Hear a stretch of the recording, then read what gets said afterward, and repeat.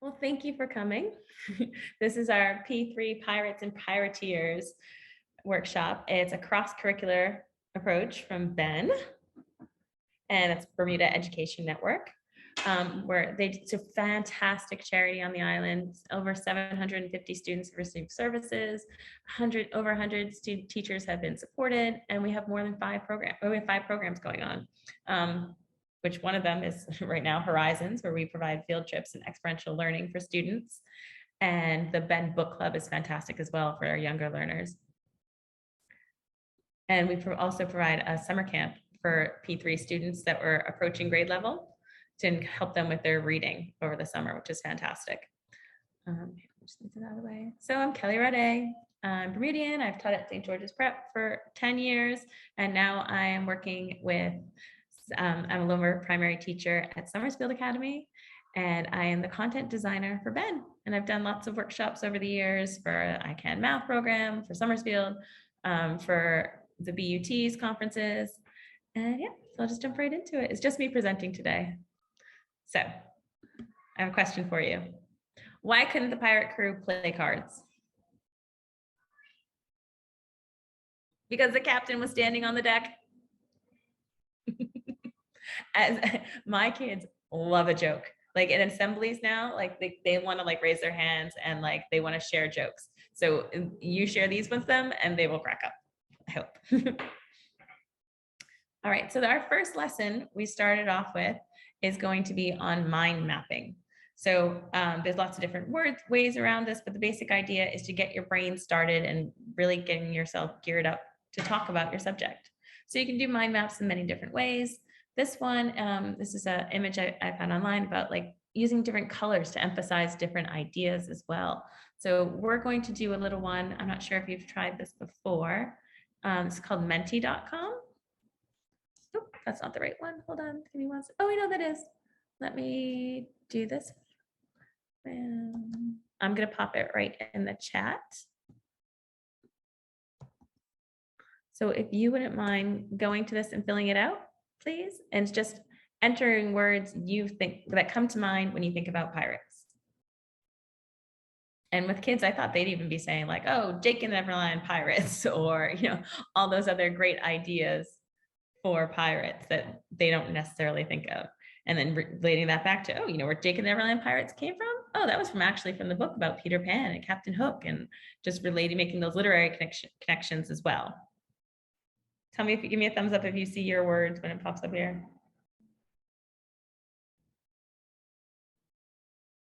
Do you see a word you put in? Oh, excellent. Okay. Oh, good. Yay. All right. So this is a fun way. I don't know if you can do this in many different ways with your class. You could do the traditional writing it all out, but this is a fun one to kind of bring it all together once they've done the traditional one where they've written their own ideas and drawings about pirates and what they already know and accessing that background knowledge. This is a cool way to kind of bring it all together as well. This website is free, mentimeter.com, and it's as simple as writing the question and then just sharing the link. And I know P3s have Chromebooks, so that might be a fun way to share their ideas, or even giving it for homework, letting them do it and then sharing the results the next day. That'd be fun as well. And get parent involvement and have them try it. So, okay, so we've got treasure, ships. Oh, and so the bigger a word is that means more people responded with that same answer. So treasure seems to be the #1 answer. Ships, hook, peg leg, parrot, democracy, island, sword, scurvy, thieves, wear hats, they're evil. Someone shared that they don't really know much about it yet. That's fine. That's how we learn. Mayhem, I love it. Beard, sea, gold, looters, sailors, parrot, ocean. I love it. Well, all right. So that's our introduction activity to get into our lesson 1 on pirates. So learning to be a pirate was not fun at all. They mainly learned about sailing. This is like how you can introduce it to your students. This is kind of like, you can put this in your own words, you can do it your own way, but just give them that background knowledge. They mainly learned about how to sail and look after their ship. There was a lot of scrubbing decks and looking after the cannons. There was not much entertainment. You can point out to the kids that there wasn't any, video games back then. It wasn't, oh, let's go fishing whenever we want or jump overboard. It was a full-time job. Hardly any pirates knew how to read because they were kidnapped when they were young children and they never went to school. They like singing sea shanty songs, and they like telling jokes about making up special pirate phrases. Their favorite kind of thing was treasure. Oh, and that was our number one answer on Venti too. Sometimes they would hide their treasure and they'd have to learn how to draw a map so they could come back and find it later. So as a class, you're going to read out loud How I Became a Pirate. And I believe you got a delivery today for that book. Excellent. And this is a link for it on YouTube if you want to. Sometimes I like to have the YouTube links and then just read it out loud just so because they always like to see the pictures nice and big and mute it while you read it. So then as you're reading it, one of your standards is on fiction and nonfiction. So we could talk about through it and ask the kids, what do you think it is? Is it fiction? And of course, they're going to say, yes, it's fiction, but then also bring in those elements that some of these things were actually true. And I wouldn't necessarily say this is realistic fiction, but pirates were real. And what do we know about pirates that are real?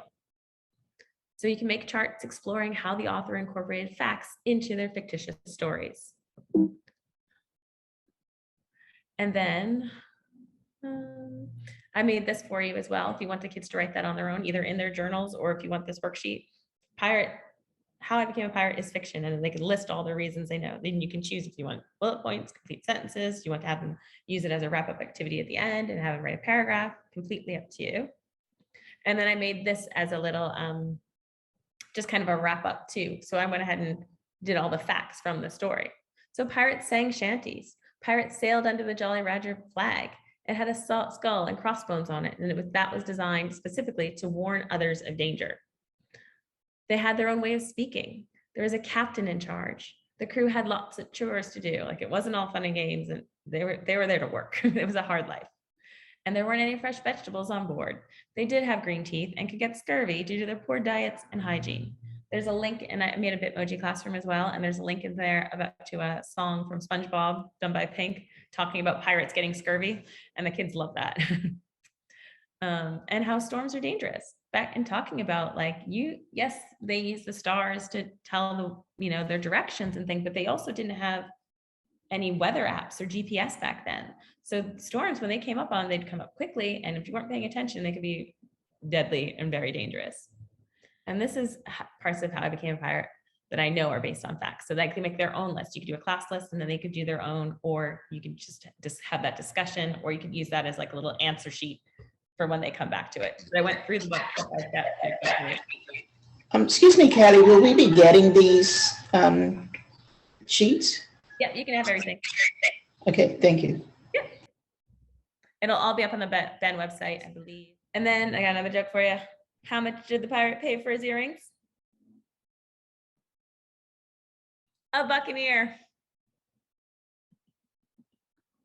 I'm glad you ladies are laughing at my jokes. And then what are the 10 letters of the pirate alphabet? Any guesses? I, R, and the 7 C's. All right, lesson number 2, creating your own flag. So here's your introduction. The sight of a ship flying the Jolly Roger from its masthead would strike fear in the hearts of any law-abiding person, whether on land or on sea. That Jolly Roger meant trouble. Sometimes a pirate captain would also run up a friendly flag just to lure in his prey, for a sense of false security, and then they'd use that to trick you in, and then they would come upon your vessel and steal things and really just wreak havoc.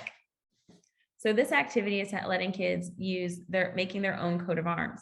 And that is the social studies standard for that, or talking about bringing the symbols. So what symbols would you want? You're trying to convey this message. This is for people to see from far away, and what this is going to represent you. Do you want those? How are you going to represent them? You can use that with construction paper or markers, or do it in a journal, or in the Bitmoji classroom. It's a bit advanced, but there's a flag generator website as well. So they could do that as like a little extra once their other lessons are completed, they could go on and do that. And it gives you the options of picking your colors.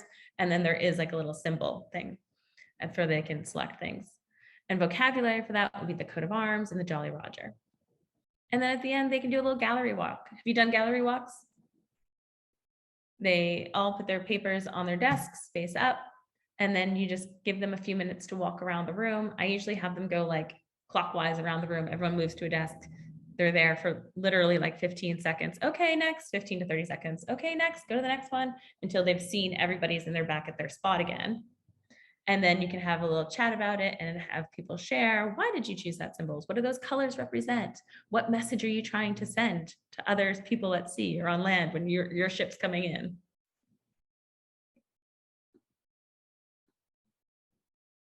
All right, why don't pirates take a shower before they block the plank? Any guesses? Because they're just gonna wash up on shore. All right. Kathy, I love that you're laughing at these. All right, lesson 3, pirate treasure. So this really gets into the nitty gritty history parts of it. Why did Bermuda have pirates? Well, they brought money into Bermuda. The money would have been split with the captain and the crew. And we talk about the differences between pirates and privateers. Basically, privateers just had permission to be pirates. They had an official letter from the Queen that said they were allowed to take your stuff. And a large portion of the money would go back to the Queen. But being a privateer also meant you were protected by the Queen. So that means that they basically got carte blanche. They were allowed to go and plunder and take whatever they needed. And treasure is what pirates live for. They took it whenever they could, either from ships on land, often amassing huge fortunes in gold, jewels, and other rare commodities. And like silk and spices were big back then as well. Those were things people were after. And I think I linked it in this document and in the Bitmoji classroom, an article from the Bermudian by Michael Jarvis, I believe his name is. And he wrote this great article all about the problem with pirateers. And it talks in depth about a real life riot in St. George's, where the privateers had official papers saying, yes, we could take the goods off of their ship. And then they kind of overruled them and they were told no. So they rioted. Militia was called in and the pirates were very upset. And what they wanted was like weapons. They wanted the cutlasses. And at the same time, if you're rioting and you're saying, give us your weapons, the people of Bermuda were like, you're already rioting. Why would we give you that? So the story is very well thought out in an article that would be a bit too much for the kids to read on their own, but summarizing it would be great. And there's a link on there as well to the story. So for this lesson, kids are asked to imagine what it would like to have been a Bermudian pirate or privateer. What would their day look like? They're not just going to get up. I love asking kids like, oh, well, how did they get their food? Did they just go to the store? No, stores weren't there. Life was hard. You had to work for it, for everything, right? So they would have had to do all sorts of different tasks just to do things we take for granted now. What chores would they have had to do? How would you, this is the one I think that they would really enjoy getting their brains going. How would you steal your treasure? Kids love coming up with a devious little plan. So have them write about it. Include all those great details and adjectives and adverbs of like, can't I walk in and steal the treasure? That's not going to fly. Really think about it, what it would have been like. Where would you have had to go? How would you have gotten there? Would you would you have a rowboat sneak up on another boat? Would you do it in the darkness of night and using all that rich vocabulary as they write? Where would you hide it? Do you have a good spot where you're going to keep your treasure? And then in addition to that, they would draw their treasure map and its location, and they would write about it in their journals. And then for the reflection at the end, you can all share their responses.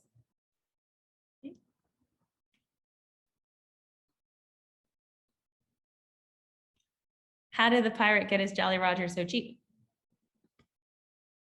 He bought it on sale.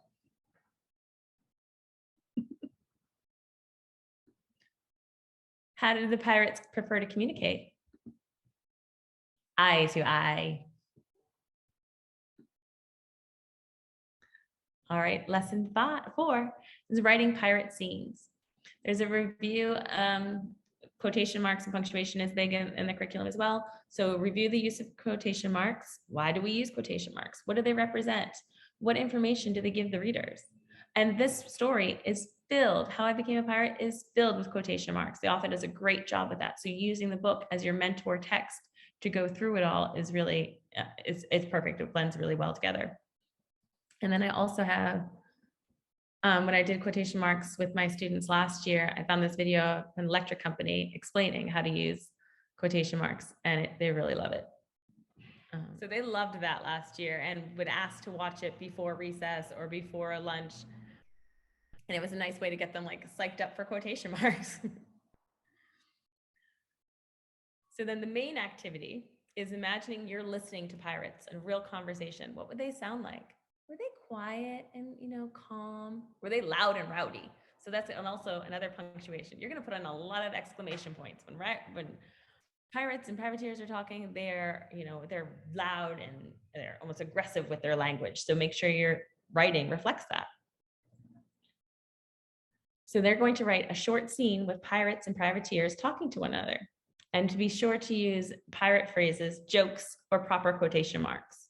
So some of the language from the book includes, "Aye there, matey, down the hatches, me laddie, up yonder pole, shiver me timbers, after it, me hearties, and a good one to boot, swabbing the decks, landlubber, and batten down the hatches."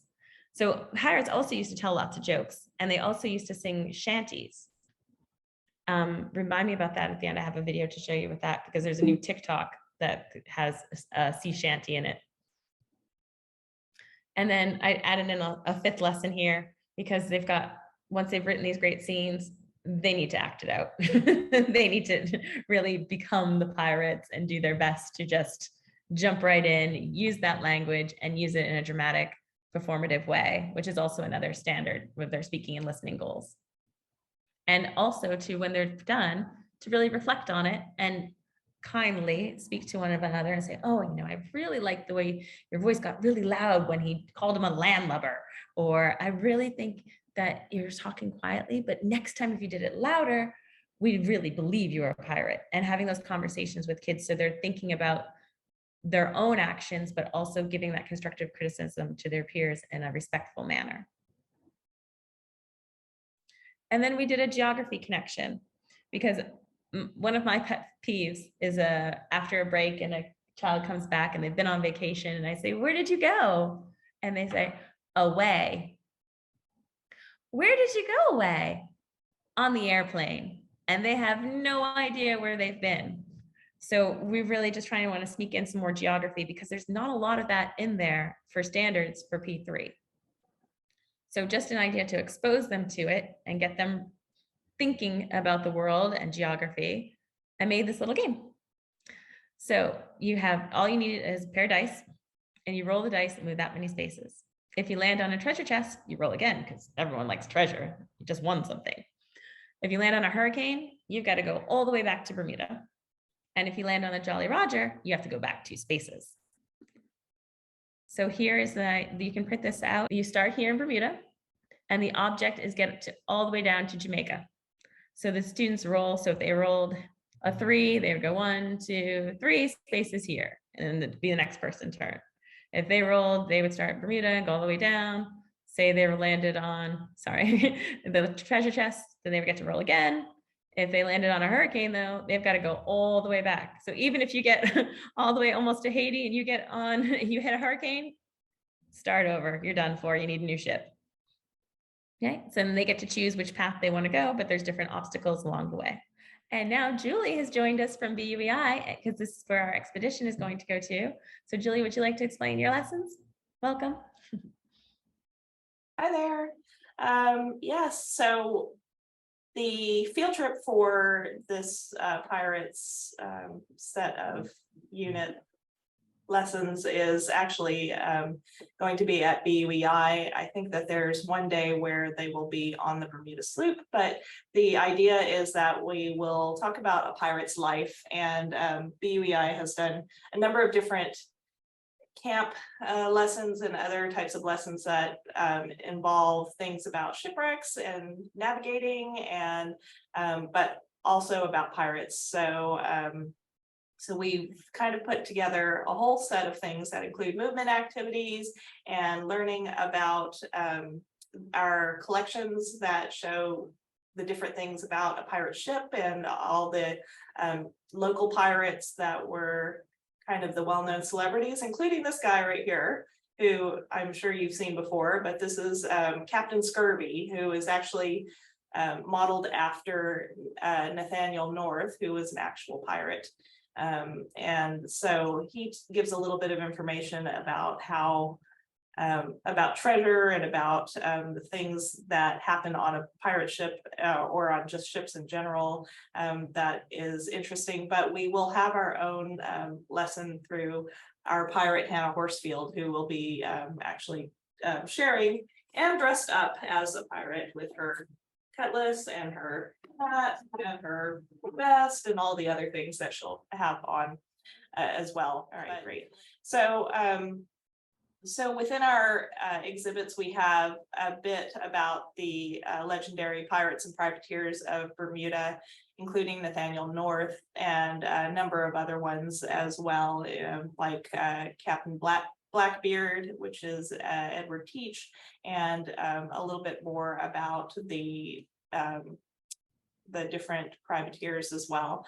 And then while we're doing the lesson, we'll talk about pirate clothing and gear and what they had on them, including their earring, why they would have gold on their bodies and what that would be for, as well as the different types of ships, including the Bermuda sloop, and why that is a special kind of really special to Bermuda, but also the different types of sails and what that can do as far as advantage is concerned.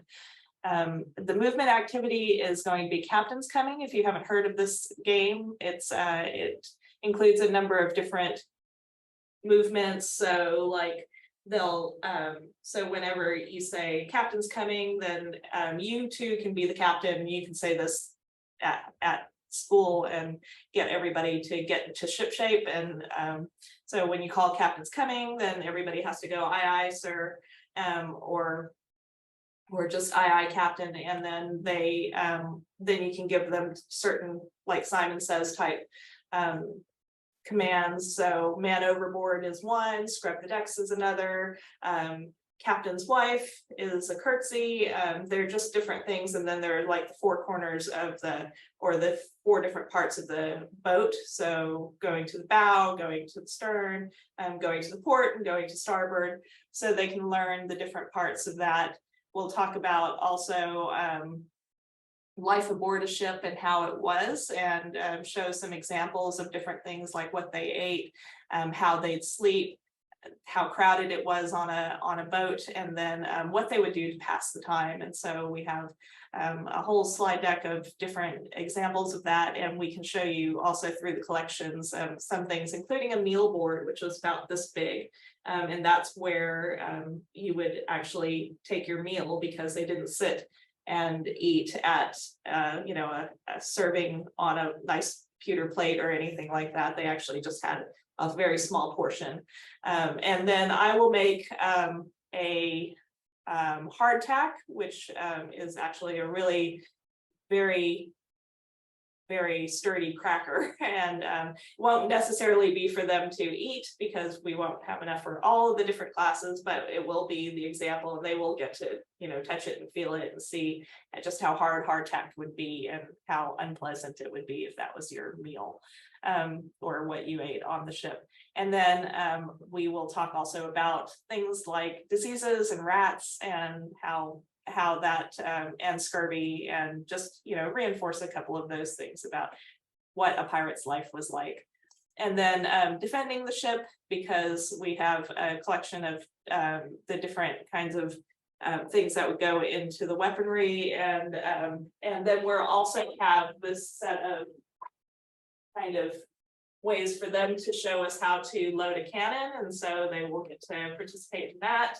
And then we'll talk about the treasure and dividing the booty, and which crew members got how much, and what proportion that would be for each person, if you were the captain, if you were a crew. And then also, you know, how would you enforce the rules? So the reflection would be, you know, are you ready to sign up to be a pirate? Do you want to be brethren of the coast? And then if you're a captain of the ship, what rules would you put in place so that you could make sure that there wasn't a mutiny? So that's basically what will happen here. And if it's at the sloop, it'll be kind of similar, and we'll just kind of have it in both places, but that's basically a run through of what that is. And if you all have any suggestions for something that you want to have included, or if there's something more that we can share with you, we're happy to do that as well. Thank you, Julie. It sounds so fun.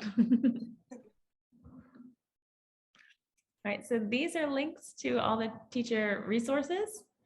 Oh, Bitmoji Classroom. Here we go. Oh, so I made this Bitmoji Classroom for your kids as well. So your guys all have Chromebooks. So if you click on the book, it brings you to the story if they want to reread it, or if they're going over things with. Hello there, it's So it brings you to a read aloud of the story. So a pirate ship sailed into view. I knew what it was because it often kids like, oh, can I use the book to use it? I need this to go back and check something.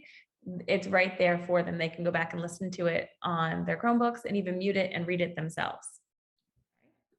If you click, oh, here's my favorite. This is the link for the scurvy song, which is also like a health standard. 1, 2, 3, 4. It's a health standard too, because the dental nurse coming all the time. Their teeth were gross and green.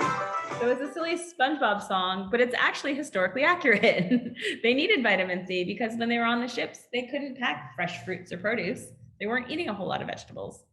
This video, this quotation mark for the parrot speaking, that will bring you to the quotation mark video that I showed earlier. Over here brings you to a video about hurricanes. You know, a giant swirling storm. But there's a little more background science knowledge around hurricanes for them. If you click here, brings you to the website I was telling you about, where you can pick your own colors for your flag. So I want my flag to be hot pink and blue. Choose it, and it should pop right up for you. Choose. But add a crest. Well, maybe I want to put a flower on mine, and it just pops in there, and you can play around with your different symbols and choose it and just put it in there. And kids are really good at like just jumping in with technology and stuff, so they will probably figure out the color before I do. Over here, the treasure chest brings you to another informational link about pirates and treasure. And this is just all set up for you, so you have that extra time for enrichment with your students as well. And then I believe I put it in here. Yeah, so the Everything Pirates book is great, but it's also got stuff on Bermuda pirates. So I was adding in information about our Bermuda pirates and things we need to know about them. So there's more background information you can use. Excuse me. And the pictures of those worksheets that I made up are in here as well. So that was all linked at the bottom of the presentation. And the Ben website, that's where all the lessons will be shared as well. The scheme of work is, I gave you an overview of all the lessons I did, but this is more of the nitty gritty and all the things that you have. And this also has your WALT, your TIB, and your success criteria and the standards. So all the standards for language and social studies are all listed in here as well. Okay, and that's for all of them that I presented. Oh, and then also like the Ben Maritime Continuum. So in P3, we talk about pirates. P4 moves on to Carter House, and P5 moves on to the gunpowder plot. So we are trying to base in that, you know, our goals for Ben are literacy and our geography and our Bermuda history, and really that experiential learning, combining them all together. So I just wanted to show you a bit of the continuum. I guess we're talking about pirates here, but we expand on that each year.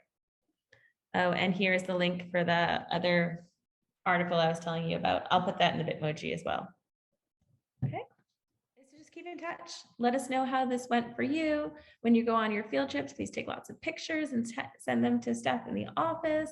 If you children have permission to get pictures, absolutely, please send it. Double check if not, just send pictures of their work. We would love to hear from you. And there's a feedback form link here as well. And that's all I had for you, ladies. Thank you so much for coming. I greatly appreciate your time on a Wednesday afternoon when you can be doing a million other things. Thank you for coming.